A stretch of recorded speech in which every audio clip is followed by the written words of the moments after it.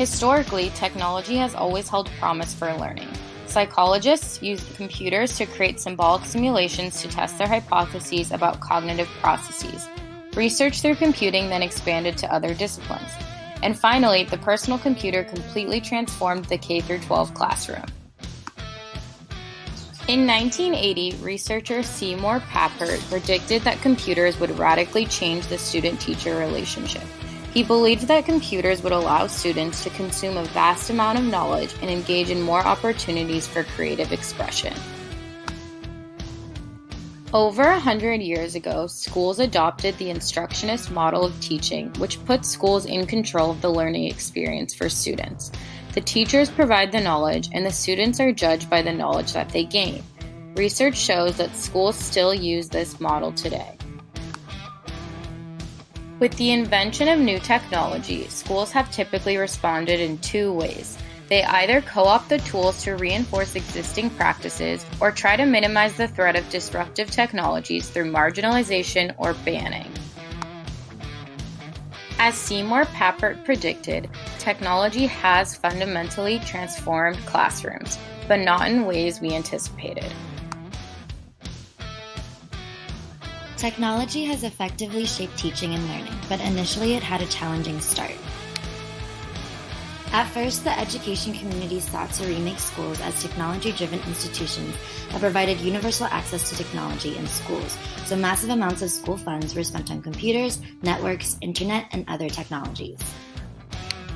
The desire to bridge the gap between progressive innovation and typical school practices led reformers to want to integrate technologies into daily teaching. Sadly, despite the investments, classroom practices remained unchanged and traditional teaching and learning persisted. Computer applications had little effect on student learning, and even when teachers knew of innovative practices, they had difficulty applying new ideas into existing classrooms. Enter the No Child Left Behind Act, and the landscape for school technology use changed. The data-driven accountability of NCLB created a demand for schools to improve student information systems, community outreach, and communication systems, and these technologies transformed school administrative practices. Schools turned to information system technology to collect, manage, and analyze student learning data and turn that assessment data into information that would improve teaching instruction. Holding classroom practices accountable to statewide measures meant that teachers would need to integrate diagnostics and assessments into their daily teaching and create benchmark systems to gauge student progress toward learning goals.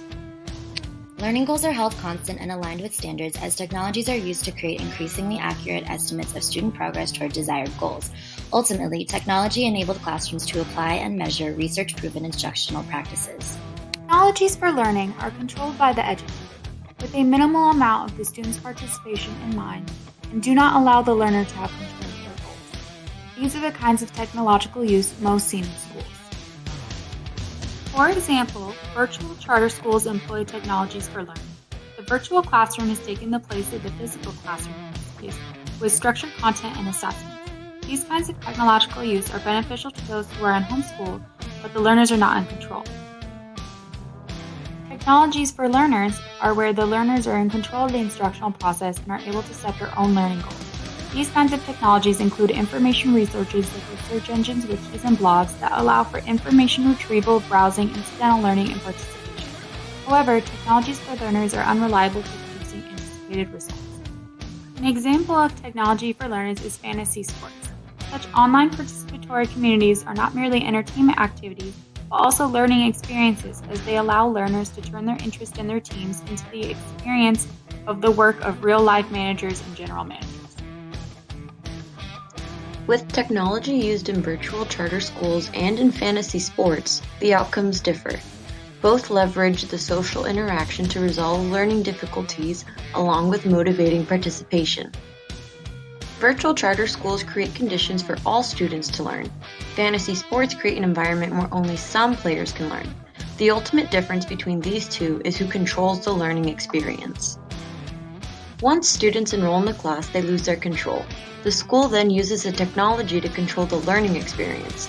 The school's curriculum aims for equitable opportunities for students to achieve learning goals. With fantasy sports, the player controls the activities. Fantasy sports focuses on winning, encourages players to develop strategies, and provides direct assessment of gameplay strategy. Maintaining engagement in virtual school courses requires incentives from outside the system, like grades, credits, or diplomas. Games have internal structures that motivates continued engagement among players. Even when they lose, they have the motivation to continue playing. In conclusion, it's impossible to foresee the effects of new technologies on complex, well-established institutions. We can't predict the future of technology and how effective it will or will not be in future classrooms. However, new information technologies continue to cause unanticipated effects on classroom teaching practices, some positive and some negative. The rise of information technologies has called the identification of schooling into question. While schools adapt technology to traditional learning approaches, technology in entertainment and communication have created new learning systems. Interest-based communities such as blogs, homeschooling, and social media network sites can also flourish outside of classrooms. Communication technologies will also continue to spark new learning opportunities, some of which will align with school priorities and some of which will flourish outside of school. In conclusion, out-of-school learning can complement classroom education if properly regulated and implemented.